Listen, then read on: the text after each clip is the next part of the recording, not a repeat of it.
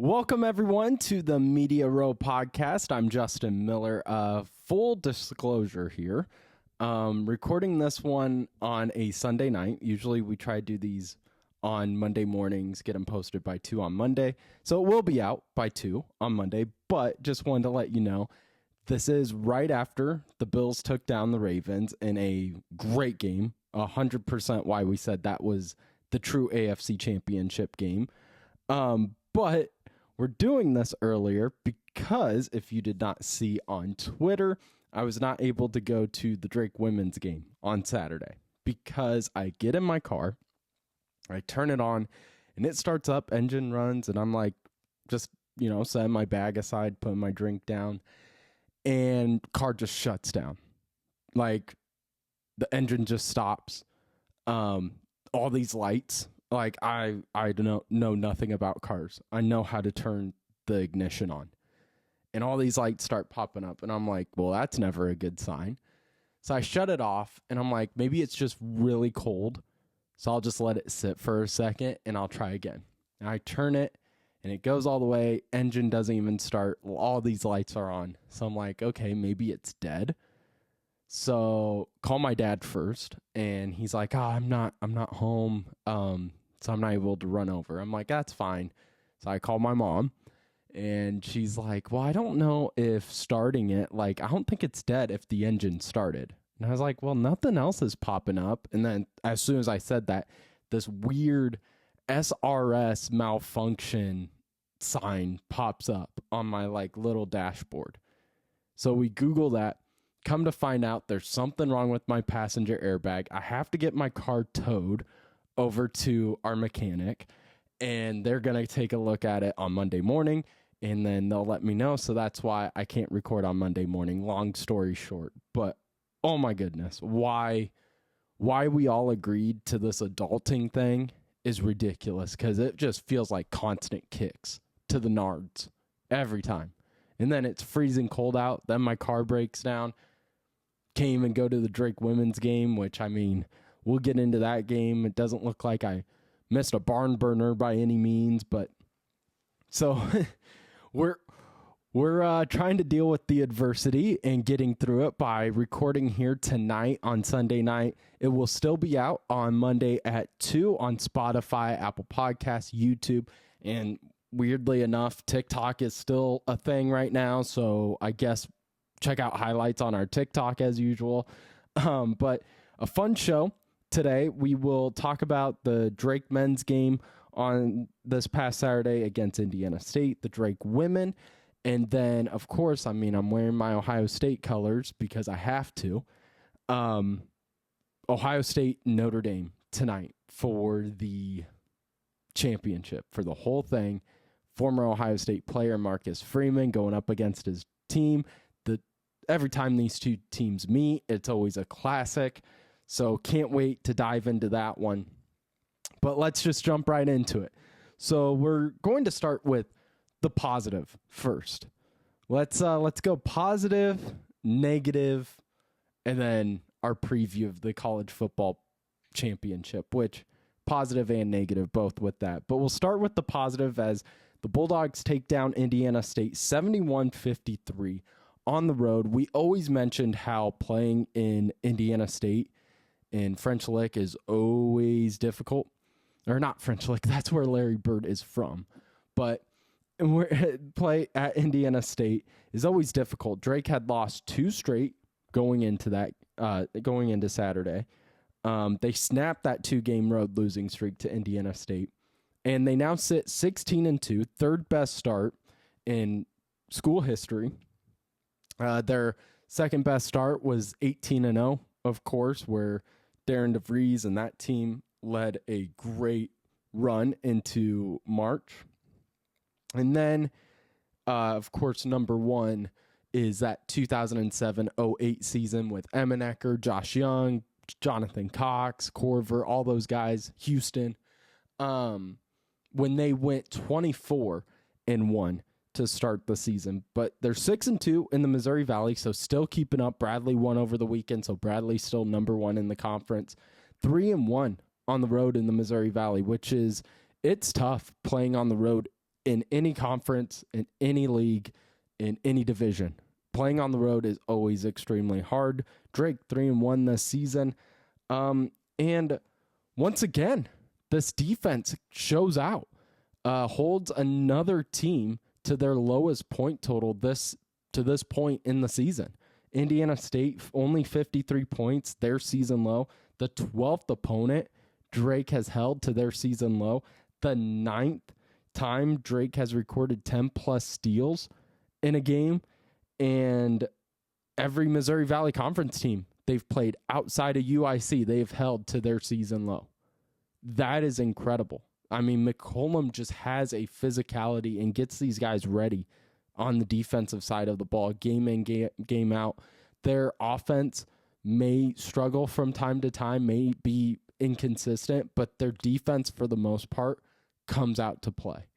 And we saw this Drake basketball team offensively just look completely different, and that all starts with Mitch Mascari. Mitch Mascari, 19 points, 5 of 7 from 3, and I put out a tweet during the game where I said, man, doesn't this Drake offense just look night and day better when Mitch Mascari is able to make shots?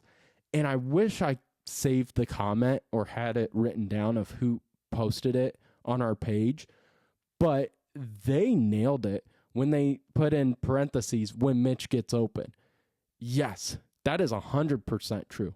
Because Mitch has been open in these past few games and hasn't been able to make shots. But for the most part, he is heavily contested every time he touches the ball because teams know how good of a shooter Mitch is. And we mentioned in our pregame talk Friday about how for Drake to come out on top against Indiana State, they need to get more of their starters and their bench involved outside of Sturtz. And one of the biggest names we mentioned, as always, was Mascari. And I said, maybe off-ball screens. You get two guys in the paint and Mannion and Abreu, set a screen on that lower block. He cuts in between them, block the guy in, give him just like an extra second or two to actually have an open look at the basket. And McCollum did exactly that, was able to get Mitch Mascari open. He had a strategy in place against Indiana State, and the team ran the offense to perfection and got the ball into the hands of Mitch Mascari when there wasn't only 2 seconds left on the shot clock where he has to heave it up by the coach's box. It was more just getting him in rhythm offensively and getting him clean looks at the basket. And we see what happens to this Drake offense when Mitch is able to just even make a couple of threes consistently and isn't shooting 1 of 7. And so Mitch Mascari goes 5 of 7 from 3. It's the 12th time he made 3 or more threes in a game, 4th time this season. 19 points is the most he's scored against a Valley opponent. Up until that, it was only 12. And he only had a combined 12 points in the last 2 games. 3 against Evansville and 9 against Illinois State. And we mentioned how this Drake team looks so different when Mitch is able to get these shots up, clean shots up, and when he's able to get into a rhythm. And we see how dominant this offense can be and how dangerous the Bulldogs can be. Drake, 11-1 when he hits 3 or more trays. And that's just great game planning by Ben McCollum and great execution by the Drake offense. And, of course, credit to the guy who's putting up the shots, Mitch Mascari. And hopefully what I'm hoping comes from this is not only more game plans like this from McCollum where he's setting guys up for success, but I'm just hoping when a guy like Mitch is having a struggle of shooting the ball, just things aren't going his way, I'm hoping a game like this just skyrockets his confidence. And now moving forward, as next Saturday will be the halfway point in the conference season against Missouri State on the road, hopefully by then he is starting to find his rhythm again. Because what he was doing on the early part of the season against Kansas State, it was really fun to watch. And since then, he's just really struggled to find the bottom of the net. And hopefully, not only does that snap a 2-game losing streak on the road to Indiana State, hopefully that just snaps Mitch Mascari out of that funk he was in. So Drake wins 71-53, leaning heavily on the defense and then just getting their shooter the ball when he's open and has a clean look. And Mitch Mascari, 19 points from him. Up next for the Drake Bulldogs, they face off against Valpo Wednesday night in the Knapp Center. Knock on wood, I'll be there. But so they're taking on Valpo, a really strong defensive team and a team that guards the three maybe better than anyone in conference play to this point. And we saw how they were able to take away so many players, skill players, from the Drake Bulldogs when they went down to Valpo. But like we've said, playing in Valpo is way different than playing at home. So I like Drake's chances. We'll get into more of that game both Tuesday and Wednesday's show. But that one up next for the Drake Bulldogs Wednesday night. And should be a really good one. Lots of good games in the Missouri Valley this week. So Drake men's basketball improved to 16-2, 6-2 in the Missouri Valley Conference. Now we'll go to the negative, and that was the Drake women, and really shocked what has happened these past two games. And not shocked they lost them, because they're going up against some of the Valley's best in Murray State and in Belmont. We knew these games were going to be tough, but I'm just so shocked at how lopsided these two games have been for the Drake Bulldogs. Drake women lose their second straight versus Murray State, 81-59. 11-7, 5-2 in the conference. First time in 3 years the Drake Bulldogs have lost two straight home games. It's not familiar territory at all for Coach Pullman and these players. And it's just so lopsided, and we're seeing a lot of issues in a lot of ways these teams are preparing to guard Drake. Down 41-29 at halftime is Drake's largest of the season. Prior to that was a 10-point deficit at home against Iowa. But they're just able to Drake's offense right now is going through only two players in Dennebeer and Miller, and they were able to cause Miller to foul out, and Dennebeer can't get downhill the way she wants to, still put up 16, but no one else on the Drake team scored 10 or more points. It has just been a real struggle for there to be any sort of offensive balance, any sort of rhythm for this Drake women's team. And can't make threes. It's going to be really hard to beat teams. And then especially if you're going down 41-29 at halftime, down 15 going into the fourth quarter like they were both against Belmont and Murray State, you have to be able to make threes to be able to make a comeback. And Drake, the last two games from behind the arc, only shooting 25%. And the thing that is most frustrating about the poor shooting is they're not poor shots. For the most part, Pullman has an offensive play. Drake runs it, but they just can't find the bottom of the net.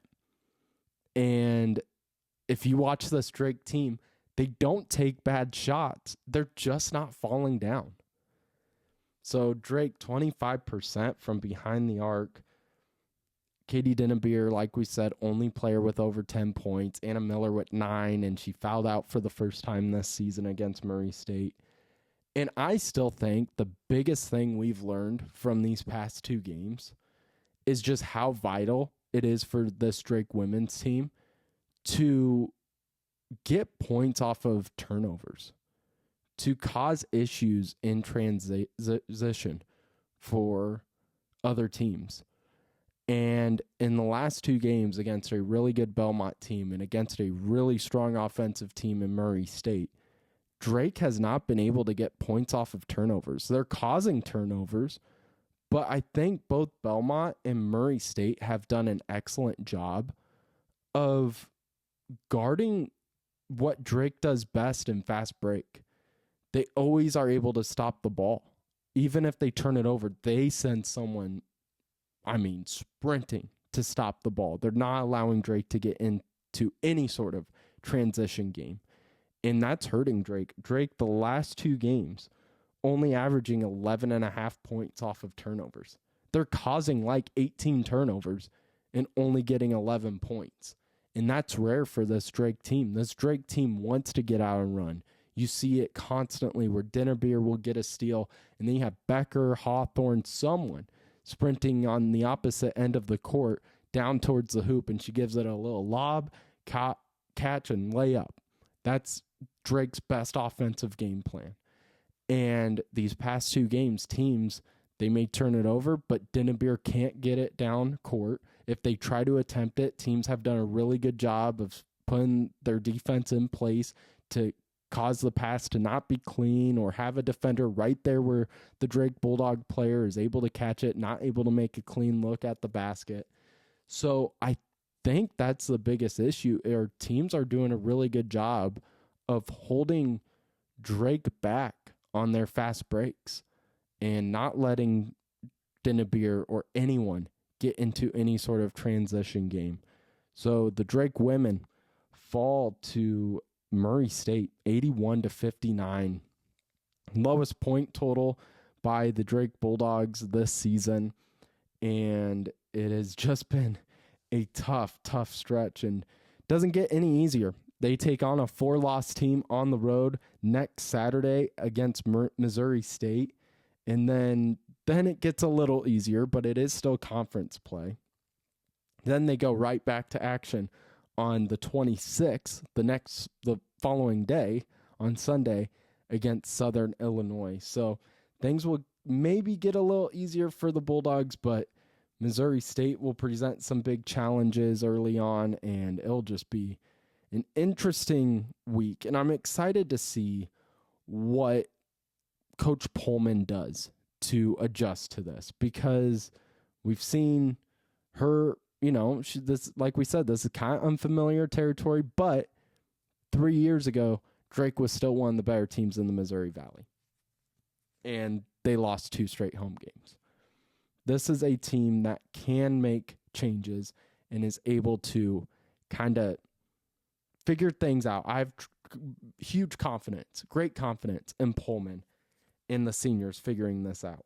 So your Missouri Valley Conference standings as of right now, you have Murray State 6-1, 12-4 overall, number 1, and Belmont 6-1 in the conference, tied for first, but 11-7 overall record. And then Missouri State. So Drake is going to play 1, 2, and 3 in the conference in back-to-back games.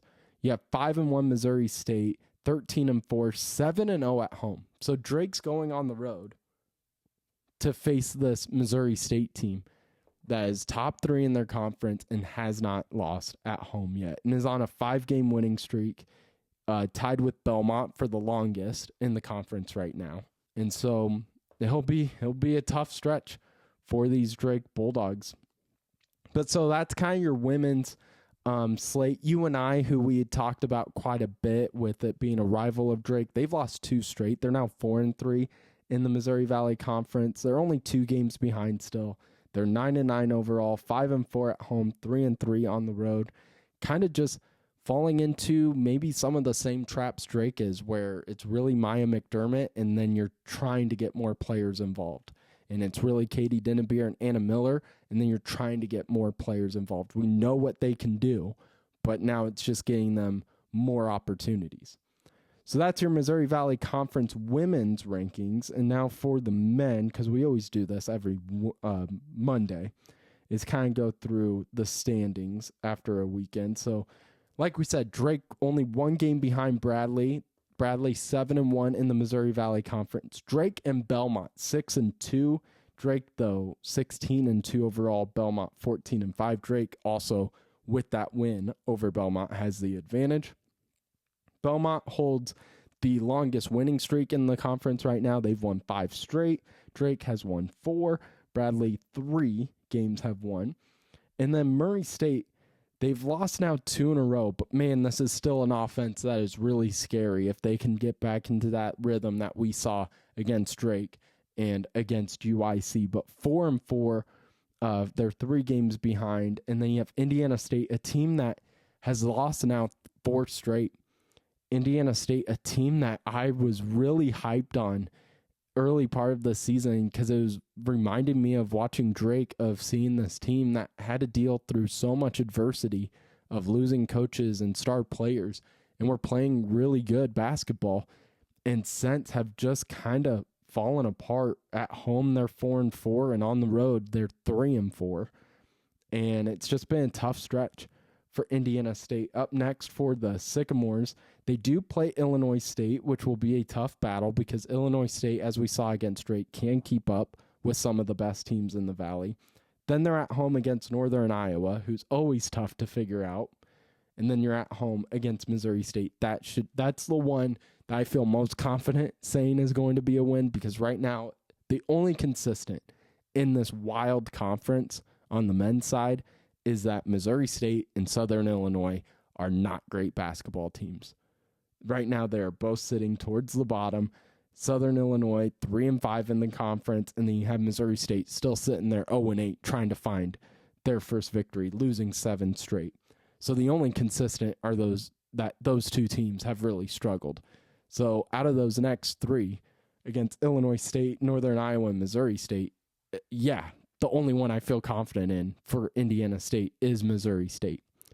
So that's your men's Missouri Valley Conference breakdown. Some of the top scores or top games, I think, going into this week. So I think Belmont and Bradley definitely on Tuesday will be really fun at 6:30. You have 16-3 Bradley taking on 14-5 Belmont. That is Indiana State and Illinois State that night as well at 7.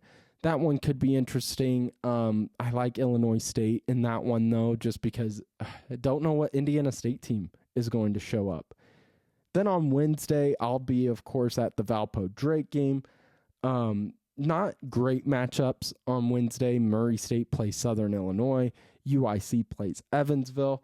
I think Murray State definitely goes on the road and wins that one. UIC is a really strong offense going up against a good Evansville team, but still just some holes in that team as well. And then, of course, on Saturday, you start to have a lot of better games. Belmont at Murray State should be fun. Illinois State Bradley will be good.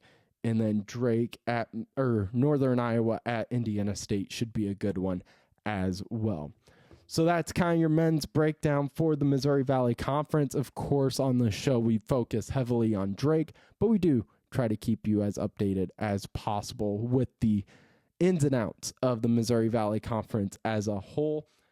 And still waiting on those Arch Madness credentials. Usually takes a bit, but I'll keep you guys updated on when I get the okay for St. Louis. Really excited for that. I can't believe the midway point of conference play of the season is this coming Saturday. So really excited for that. So Drake men's basketball 16-2, the women 11-7. Moving on now to some college football.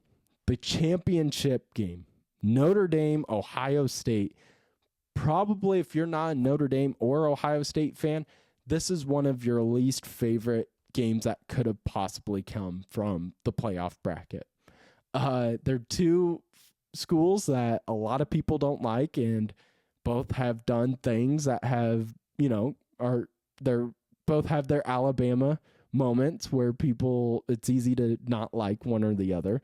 I, of course, am an Ohio State fan, so I'm pulling for Ohio State in this game.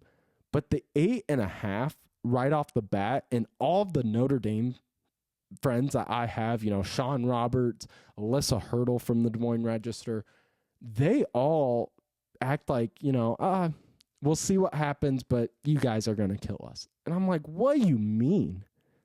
I know Ohio State has a great offense, but Notre Dame's defense is missing like 5 starters, and they're still holding teams like they held Penn State. Indiana isn't a great team, but held that offense. They caused so many issues for Georgia when people thought Georgia was going to walk over Notre Dame. This is still a legit team. I think Marcus Freeman will have these guys ready. I don't see, if I'm a fan of Notre Dame or Ohio State, I don't feel like I'm going to blow out either of the teams. As an Ohio State fan, I do not feel like Notre Dame or Ohio State blows out Notre Dame. And if I was a fan of Notre Dame, I do not feel like we are blowing out Ohio State. I think this is going to be a battle. The 8.5 is way too much, I think. I mean, yes, Ohio State blew out Tennessee and blew out Oregon. Those are really good wins. Not getting you wrong on that. But you watch the second half of the Oregon game, that Ohio State offense trailed off. They only scored 7 points in the second half against Oregon. And then against Texas, that Henderson run was huge to end the half. But other than that, the offense didn't look great. The defense allowed Texas to truly march down to the 1 yard line, and Texas just made some really weird play calls. And it gave Ohio State the victory. I mean, that scoreboard looks worse. It looks like a 14-point victory for Ohio State when really it was a one-score game for the most part. And so if I'm Ohio State, I am concerned about third down conversions. Number one thing I'm concerned about, because outside of Tennessee, Ohio State has not converted on third down efficiently throughout the playoffs. They went 3 of 10 against Texas, 4 of 11 versus Oregon. And Notre Dame, despite having so many starters out, is the best of all the teams that were in the college football playoffs in holding teams on third down. Teams' third down conversion percentage against Notre Dame is 29%. Ohio State was 4th best out of all the teams in the college football playoff at 34%. And Ohio State has not been efficient on third down. We saw that against Texas. And still, Ohio State, for the defense, I'm concerned about how weak the secondary actually looks. Yeah, they held Oregon and they held Tennessee. Those games are long past. Look at Texas. On that final drive, Texas just marched up the field. Ohio State's defense looked like they had never seen a wheel route before. And they're thankful that those questionable goal line offensive plays were called. I mean, pitching it out, and then lucky Jack Sawyer was able to cause that fumble and turnover for the touchdown to win the game. But overall, I'm very concerned about Ohio State's secondary. Now, the thing with Notre Dame is they aren't a bomb it down the field kind of team. But they have good receivers. Riley Leonard's arm has been getting more consistent and stronger throughout the season. But it is really going to come down to third down conversions for Ohio State's offense. And are they, again, able to get in the backfield? And please, refs, call a damn holding call. Against Texas, those were brutal. But I'm not going to sit here and blame the refs for everything. Because Ohio State, you have to get into the backfield. You know Notre Dame's going to want to run the ball, and they have a great option in both 2 strong running backs and a really good running quarterback. So Ohio State better be on their A game when it comes to their defensive line. So for Ohio State to come out on top, third down conversions, and get in the backfield. And then for Ohio State's offense, it's been the same thing. I'll say this I've said this every game. It's just continue to go with those quick passes. You have 3 future NFL wide receivers. You have the best freshman in Jeremiah Smith. No wide receiver compares to Jeremiah Smith. Get him more touches and just march down the field. And don't force the run. Chip Kelly has done a really good job since that Michigan loss of not forcing the run, of letting the pass open up the running lanes for Henderson and for Judkins. I think it's going to be a really good game. The 8.5 seems way too much. I think this could be a 4-point, 3-point Ohio State victory. I am going to go with Ohio State just because of how strong that offense is. And when that offense is running at its best, no one can stop them. I will say, though, I did not want to play Marcus Freeman. He seems like he is on a different level throughout these playoffs. He is focused, he is determined, but so is Ryan Day. Ryan Day has come out and coached his ass off in the playoffs. So Ohio State taking on Notre Dame, an 8.5-point favorite as of right now here on Sunday night. I do like Ohio State to win this game, but it's going to be a lot closer than 8.5 in my opinion. So that will do it for our show. Make sure, as always, to check us out on all social medias. Like, subscribe, comment. We always love to hear what you have to say. And continue to support Media Row. We'll be back Tuesday, normal time. We won't be doing any more Sunday night shows, hopefully. Hopefully I get my car back. But normal time Tuesday at 2 o'clock on Spotify, Apple Podcast, and YouTube as well. Make sure to see you there at 2 o'clock on Media Row Podcast with Justin Miller.